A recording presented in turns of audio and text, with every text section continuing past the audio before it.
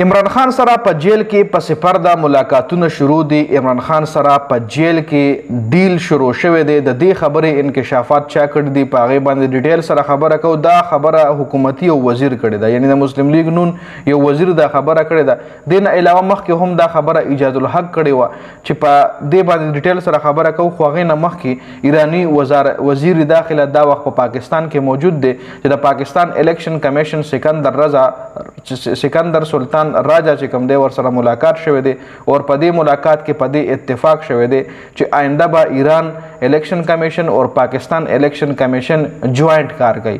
یعنی ایران الیکشن کمیشن اور د پاکستان الیکشن کمیشن به میوچول کار کوي. لکه دی چې په ایران کې کم الیکشن کیږي، په پاکستان کې کم الیکشن کیږي، نو دواړه به یو بل ته سلا مشوره ورکوي. باقاعده په دې ډیل باندې ساين شوی دی. نو آیا د پاکستان الیکشن کمیشن نه تاسو سیټیسفاید وئ چې دی له ایران سره هم دا مذاکرات وکړل، ایران سره هم دا ډیل وکړو چې اوس په ایران ته دی د الیکشن چل ښیي یا به ایران دی ته د الیکشن چل ښیي؟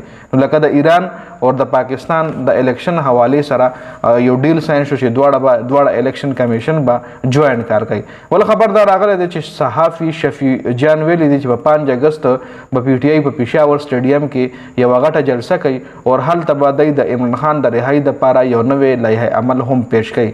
سهیل افریدي ښه صفا ویلی دی چې عمران خان د رهایي دپاره وضو عمران خان رهایي پورې وضو اوس چپ نه کېنه مجي چې کله هم ګوره د عمران خان سره د ډیل خبرې د پی ټی آی د مطلب یو مذاکراتو خبره شروع کړي یا پی ټی آی د خپل احتجاجونو خبره شروع کړي یا پی ټی آی وایي چې مونږ د عمران خان د رهایي دپاره یو نوې لایحه عمل تیار کړی دی، نو بل طرف ته به حکومت ورسره دا خبره هم راولي چې تاسو خو مطلب احتجاجونه کوئ، تاسو خو د احتجاجونو تحریک شروع کوي، خو بل طرف ته عمران خان سره په جیل کې مذاکرات شروع دي. نو اس دې کې حقیقت کې دی شي کنه خدا خبر اکثر په داسې ټیم کې روزي د عمران خان د مذاکراتو د ډیل دا چې کله پی ټی آی یو وایلنٹ فیصله کوي یا پی ټی آی اګریسن شو کوي چې مونږ به اوس د عمران خان رهایي دپاره تحریک شروع کوو.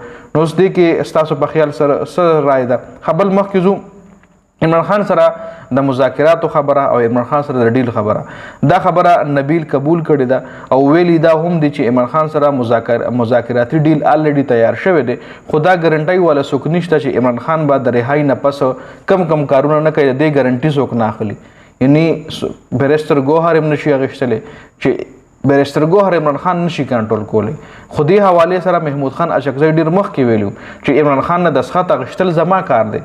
تاسو عمران خان سره یو داسې ډیل وکړئ، تاسو عمران خان په یو داسې ډیل باندې را بهر کړئ چې مطلب نه سیخ وسوځي نه کباب وسوځي. او د عمران خان نه دسخط اخیستل هغه زما کار دی.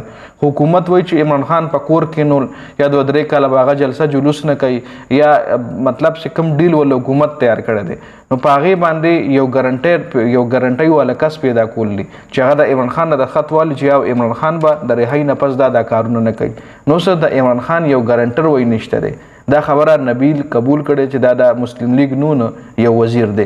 نو اوس دې حوالې سره ستاسو څه رایه ده؟ خپله قیمتي رایه موږ سره په کمنټ کې ضرور شریکه کړئ.